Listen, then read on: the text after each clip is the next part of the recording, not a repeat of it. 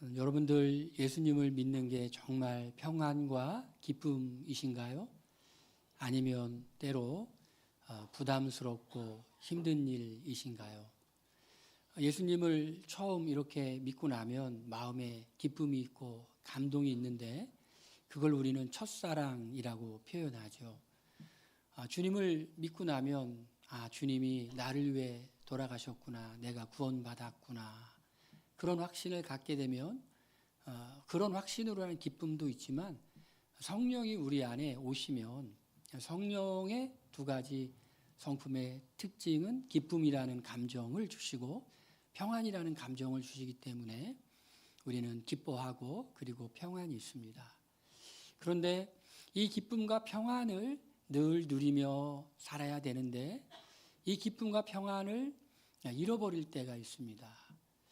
다른 이유 때문이 아니라 물론 우리 살다 보면 인생에 여러 가지 어려움을 경험할 때가 있고 힘든 일을 경험할 때가 있어서 우리가 마음의 기쁨을 빼앗길 때도 있지만 신앙적인 일로도 우리가 마음의 기쁨과 평안을 잃어버릴 때가 있어요. 왜 우리는 마음에 늘 기쁨과 평안 가운데 살기를 소망하지만 그렇게 살지 못하는 걸까? 여러분들은 지금 어떠십니까? 마음이 평안하고 기쁘십니까? 언제가 마음이 제일 평안하고 언제가 마음이 제일 기쁠 때입니까? 우리는 지금 로마서를 계속해서 말씀을 배우고 있죠. 그것은 우리가 우리의 공로가 아니라 하나님의 은혜로 구원받았다라는 말을 계속했습니다. 그리고 우리는 이제 죄에 대해서는 죽은 자고 의에 대해서는 산 자로 우리는 살고 있다. 이런 소망적인 은혜로운 메시지를 계속 들었어요.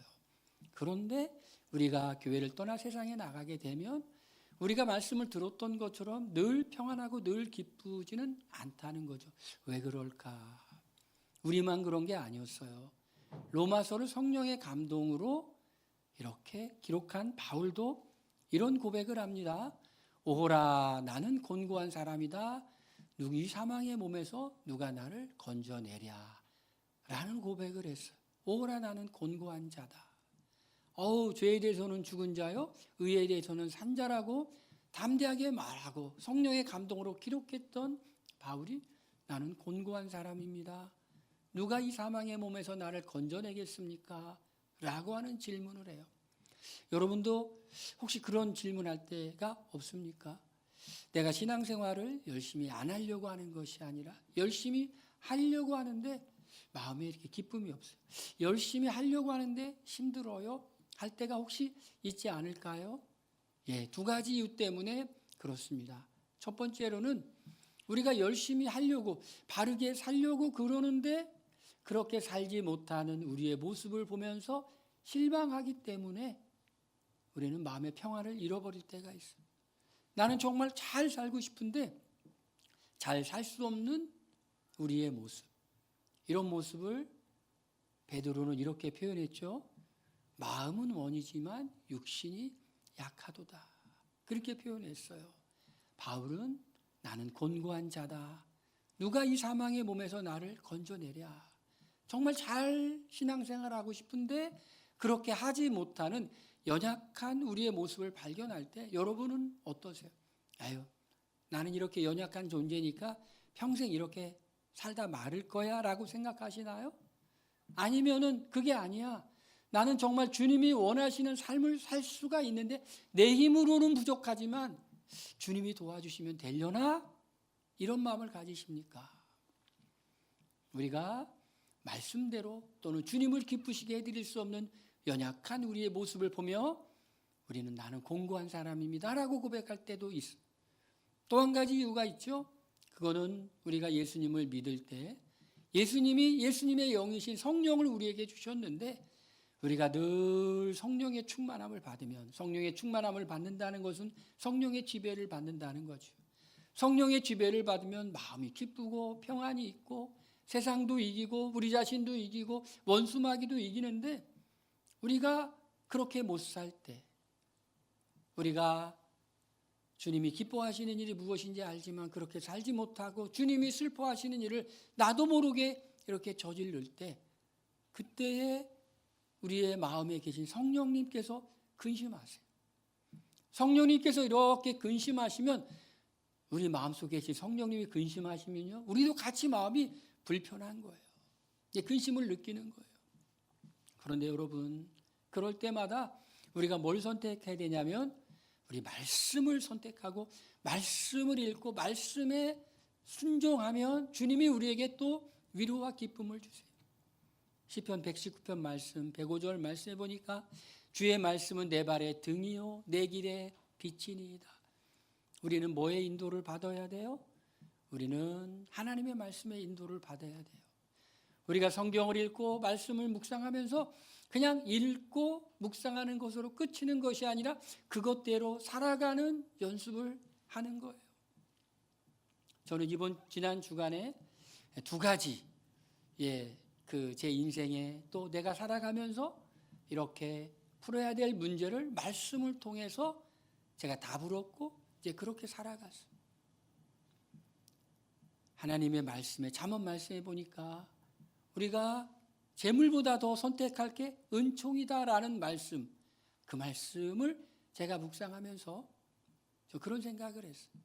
내가 어떤 경제적인 이익을 얻는 것보다 더 중요한 게 하나님과의 바른 관계고, 그리고 좋은 평판을 얻는 거다. 내가 그러면서 포기한 것이 있어요. 그것이 무엇인지 궁금하면 여러분들에게 나중에 말씀을 드릴게요. 근데 어느 날 새벽 기도하는데 한 1년 전인가요? 주님이 그렇게 분명히 말씀하셨어요. 너는 그걸 네 권리를 주장하지 말고 포기하는 게 더 은혜로운 거야. 그런데 며칠 전에, 지난주죠, 누가 와가지고 또 그 권리를 주장하라는 거예요. 하나님이 또 나에게 마지막 기회를 주시나 하면서 제가 예배당에 앉아서 말씀을 묵상하며 생각하는데 잠언 말씀이 생각난 거예요. 재물보다 명예를 선택할 거고, 재물보다 하나님의 은혜를 은총을 더 선택하라 라는 거예요. 여러분, 우리가 세상에서 살다 보면은 그런 일들이 있어요. 우리가 좀 손해볼 일도 있고, 우리가 뭔가 우리 권리를 주장해야 될 때가 있는데, 그때 과연 주장할 때인지 아니면 그냥 손해보는 것이 더 지혜로운 것인지, 기타 등등 우리는 많은 판단을 내려야 되고, 주님 세상을 기뻐하는 것이 기쁘게 하는 게 아니라 주님을 기쁘게 해드리는 판단을 내려야 될 때가 있어요. 육신의 생각은 사망이죠. 영의 생각은 생명과 평안이죠. 그런 일이 있었어요.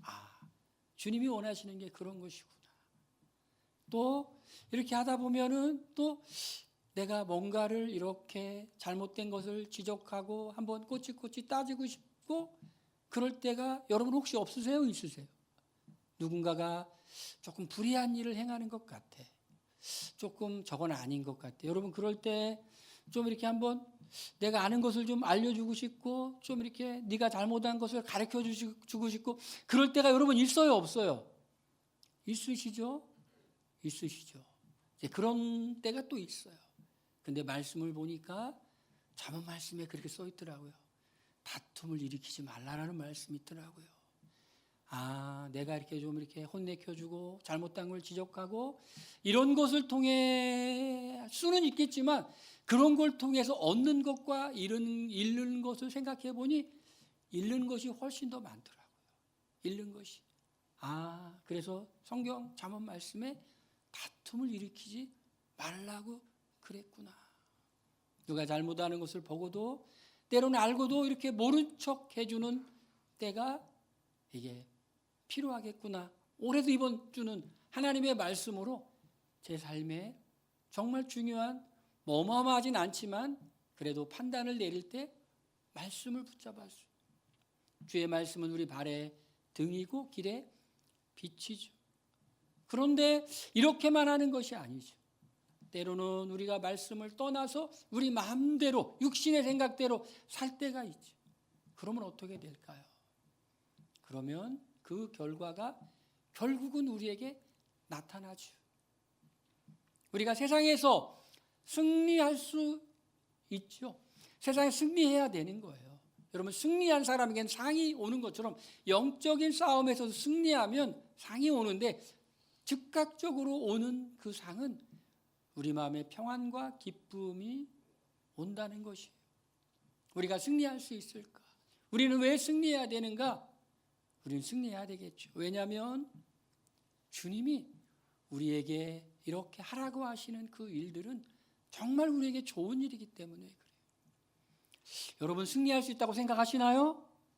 여러분, 주님의 도움을 받아 승리할 수 있다고 확신하세요? 그렇다면 우리가 승리할 수 있다고 그러는데, 승리할 수 있다. 우리가 읽은 말씀 8장 전에 오라 나는 곤고한 사람이다라고 이렇게 고백했는데, 그런데 8장이 되면서 분위기가 바뀌어요. 승리할 수 있는, 어떻게 승리할 수 있는지를 말씀해 주고 있어요. 어떻게 하면 승리할 수 있을까요? 첫 번째 우리가 깨달아야 될 것이 있어요. 그건 뭐냐? 우리의 신분이 바뀌었다라는 것이. 신분이 바뀌었다. 말씀해 보니까 이는 그리스도 예수 안에는 생명의 성령의 법이 죄와 사망의 법에서 너를 해방하였음이라 라고 말해요. 그 전에는 우리는 번번이 죄의 지배를 받으며 죄의 영향력 가운데 있고 죄의 싹스로 죽을 수밖에 없는 존재였는데 이제 신분이 바뀌었어요. 죄와 사망의 법에서 너를 해방하였음이라. 죄의 권세에서 해방된 신분이라는 것이에요. 누구 덕분에? 예수님 덕분에. 자기 아들을 죄 있는 육신의 모양으로 보내어 육신의 죄를 정하사 육신을 따르지 않고 그 영을 따라 행하는 우리에게 율법의 요구가 이루어지게 하려 하심이라. 여러분, 예수님의 십자가의 죽음을 통해서 율법의 요구가 이미 이루어졌어요. 죄의 삭은 사망이잖아요. 율법은 죄를 범하면 죽는다고 하잖아요. 그런데 예수님께서 그 율법의 요구, 죄값을 다 치르셨어요. 또 율법이 원하는 건 뭐예요? 율법에 원하는 것은 율법의 가장 핵심은 십계명이죠. 하나님을 사랑하고 이웃을 사랑하라고 말하죠. 로마서 말씀에 사랑은 율법의 완성이라고 하죠. 사랑은 율법의 완성이죠. 예수님의 십자가의 죽음은 하나님이 우리에 대한 사랑이었고 그 사랑을 통해 율법의 요구를 이룬 거예요. 하나님이 우리를 그렇게 사랑하셨어요. 우리가 아직 죄인 되었을 때 그리스도께서 우리 죄를 위해 죽으심으로 하나님께서 우리에 대한 사랑을 확증하셨느니라. 우리는 이제 전혀 새로운 존재가 되었어요. 전혀 새로운 신분의 사람이 되었는데 그거를 고린도후서 5장 17장은 새로운 피조물이라 이전 것은 지나갔으니 보라 새 것이 되었도다. 새롭게 재창조된 신분의 사람이라는 것이. 요한복음 1장 12절은 하나님의 자녀가 되었다. 영접하는 자 곧 그 이름을 믿는 자들에게 하나님의 자녀가 되었다. 신분이 바뀌었다라는 것이. 여러분, 신분이 바뀌면 신분에 맞게 행동하죠. 그 전에는 번번이 죄의 지배 가운데 살 수밖에 없었지만 이제는 신분이 바뀌었기 때문에 우리는 싸워서 승리해서 이길 수 있는 신분이 되었다라는 것을 여러분 믿으시면 돼요. 요즘에 미국이 막 그냥 이민 단속 간다고 그래가지고 막 끌어가고 잡아가고 또 단속하는데 막 사람도 죽이고 무섭죠. 야, 진짜 여러분, 그런데 막 끌려다니고 그런 사람들은 뭐가 없기 때문에 그래요? 시민권이 없기 때문에, 불법 체류자이기 때문에, 또는 합당한 비자가 없기 때문에 그래요. 여러분, 이 세상에서도 시민권이라는 게 얼마나 중요한지 몰라요. 우리나라의 여권 파워가 전 세계적으로 한 3위쯤 된다고 하더라고요. 어느 나라에 쉽게 갈 수 있는 국적이라는 거. 여러분 편안하게 사시잖아요. 우리 한국에 사실 때 편안하게 사시죠. 왜요? 국적이 있기 때문에 그래요. 그런데 외국에 가면 그 나라의 국적이 없기 때문에 불편한 게 굉장히 많죠. 우리는 하늘의 시민권이 있다고 빌립보서에 말씀하고 있어요. 신분이 바뀌었다라는 것이에요. 이 신분이 바뀌었는데 이 신분이 바뀌었기 때문에 우리는 승리할 수 있는 사람이라는 것이. 그전에는 이미 해봐도 소용이 없는 존재인데 이제는 승리할 수 있는 신분이 되었다라는 것이. 우리가 한 가지 더 기억할 것이 있어요. 두 번째는 뭐냐면 우리 안에 성령님이 계신다는 것이. 성령님이 계셔. 만일 너희 속에 하나님의 영이 거하시면 너희가 육신에 있지 아니하고 영에 있나니 누구든지 그리스도의 영이 없으면 그리스도의 사람이 아니라 라고 말해요. 로마서 8장 1절 2절에 보니까 생명의 성령의 법이 죄와 사망의 법에서 너를 해방하였다라고 말하죠. 한 걸음 더 나가는 거예요. 성령이 우리 안에 있다라는 것이. 성령이 오늘 우리가 읽었던 말씀을 쭉 보면 이 성령을 그리스도의 영이라기도 하고 하나님의 영이라고도 하고 성령이라고 표현하고 되어 있어요. 성령 어디 계세요? 바로 우리 안에 있다라는 것이. 이 성령님이 도대체 뭐 하시는 분일까요? 이 성령님을 요한복음에 보니까 보혜사라고 말해요. 파라클레토스. 옆에서 도우시는 분이라는 것이에요. 에베소서 1장에 보니까 이 성령은 구원의 보증으로 인쳤다라고 말해요. 그러니까 구원받은 사람은 그 안에 다 성령이 있어요. 혹시 여러분들 영화 보시면 이렇게 미국 서부 영화 이렇게 보시면 이게 말도둑놈도 있고 소도둑놈도 있고 이렇게 도둑이 있는데 도둑인지 어떻게 알아요? 거기에 보면 소나 말에 낙인을 찍죠. 도장을 딱 찍죠. 목장주가 그걸 보고 아는 거예요. 마치 그렇게 내 소유다라고 도장을 딱 찍는 것처럼 우리 안에 누가 계시느냐? 성령님이 예수 믿는 사람의 안에 인쳤다라고 도장을 찍었다라고 말하는 것이. 왜 그랬을까요? 우리를 도와주기 위해서. 우리 안에 성령님이 계시면 성령님께서 우리와 영원토록 계시죠. 세상에서 가장 귀한 축복이 뭐라고요? 내가 힘들고 어려웠고 그리고 여러 가지 문제가 있어도 그럼에도 불구하고 하나님이 지금 나와 함께 계시다는 것을 확신하는 것이 그것이 가장 큰 축복이에요. 정말 주님을 위해서 복음을 위해서 이 세상에서 피 흘리기까지 살아갔던 그 사람들이 야 저런 일을 어떻게 할까? 저런 고난을 어떻게 견뎠을까? 라는 질문에 대한 답은 다른 게 아니에요. 그 대답은 하나님이 지금 나와 함께 하신다는 것을 내가 알고 있었어. 내가 하나님이 나와 함께 하신다는 내가 늘 경험했어. 그렇기 때문에 나는 그럼에도 불구하고 내가 이 세상을 참 잘 살 수 있었어. 그래서 힘든데 힘들지 않아요. 그게 뭔지 여러분 혹시 아세요? 힘든데 힘들지 않아요. 어려운데 어렵지 않아요. 이게 성령이 계신 사람의 특징이에요. 왜? 하나님이 지금 나와 함께 계시다는 걸 내가 경험하니까. 근데 하나님이 함께 계시다는 것을 경험하고 느낄 수 있는 가장 좋은 방법은 다른 게 아니에요. 마태복음 28장 19절에 20절에 있는 말씀처럼 하나님께서 있으라는 곳에서 하나님께서 하라는 일을 하면 힘들든 어쩌든지 간에 하나님의 임재로 말미암아 기쁨이 있고 평안이 있고 감사가 있고 그런 거예요, 여러분. 이 세상의 승리가 뭡니까? 이 세상에서 우리가 주님의 자녀로서의 승리가 뭐예요? 그 주님이 우리에게 그런 확신을 주신다니까요. 언제요?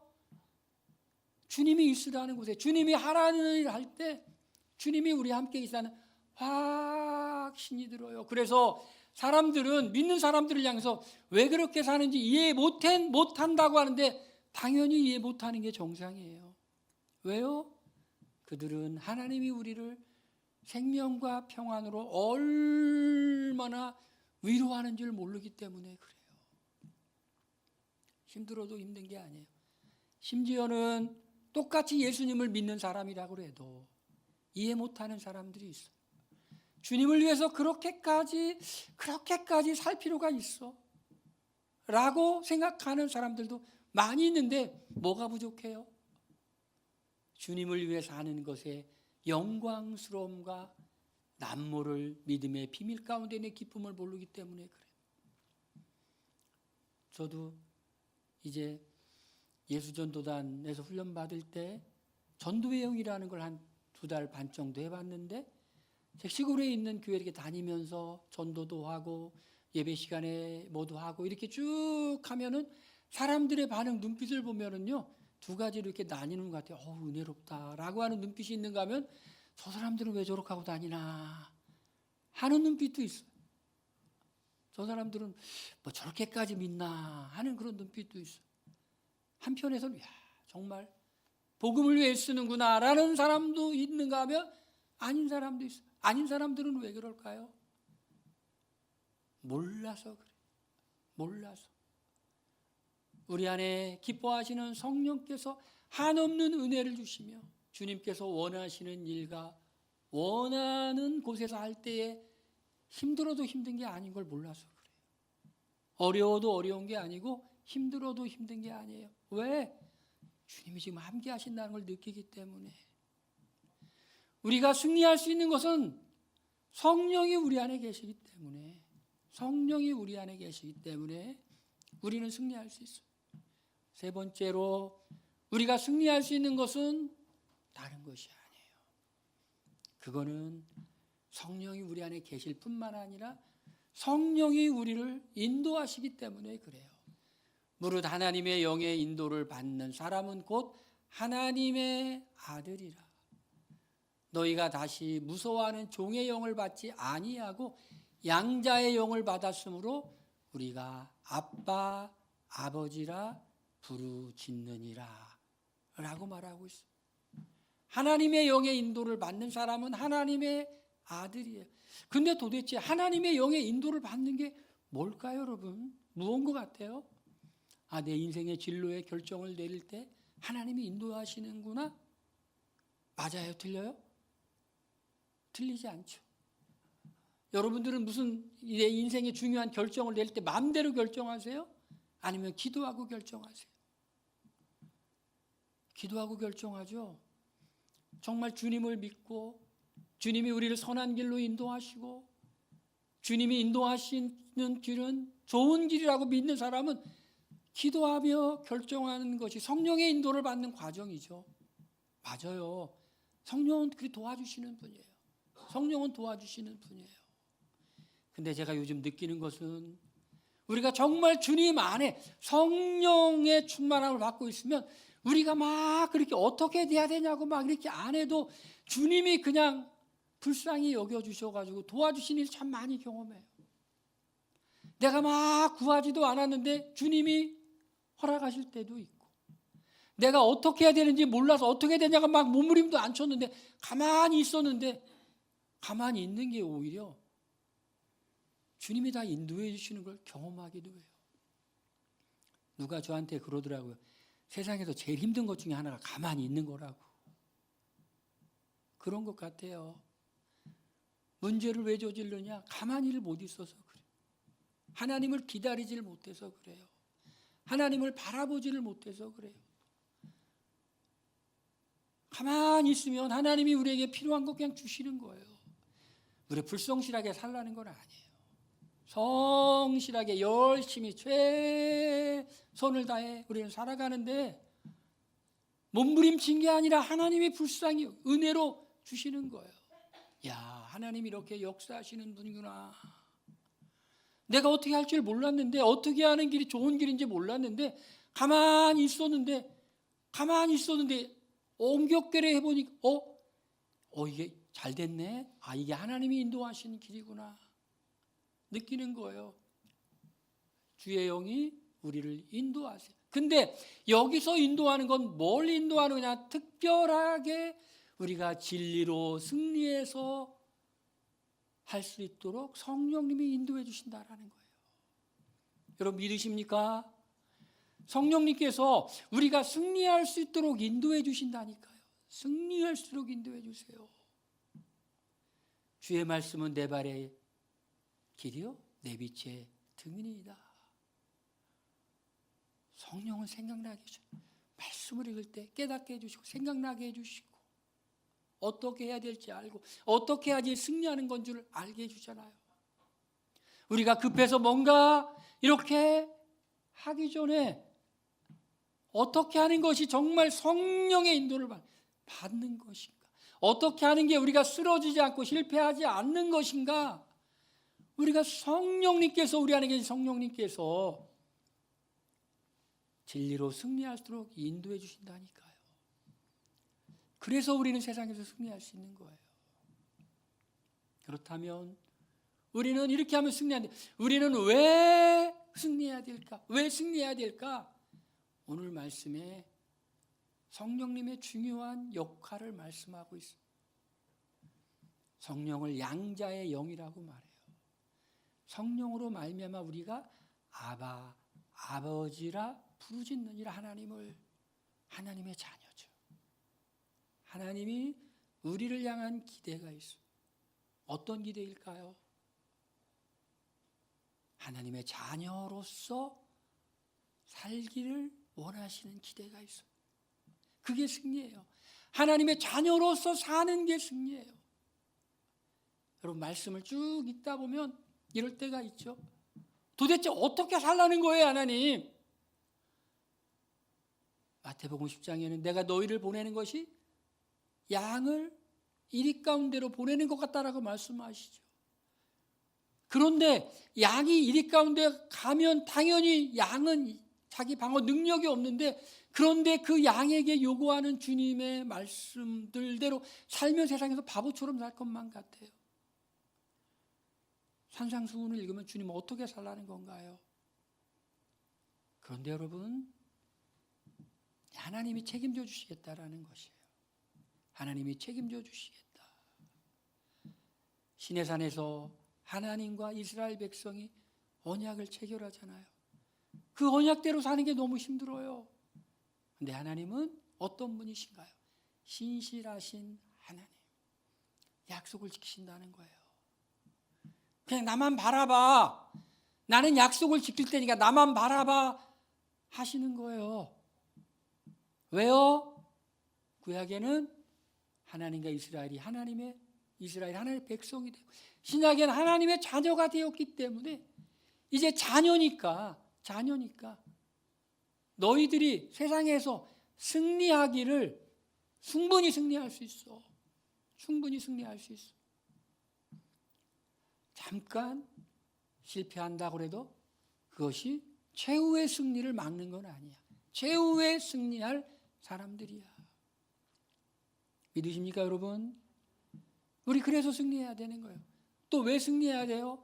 자녀이면 또한 상속자, 곧 하나님의 상속자요, 그리스도와 함께한 상속자니 우리가 그와 함께 영광을 받기 위하여 고난도 함께 받아야 할 것이니라.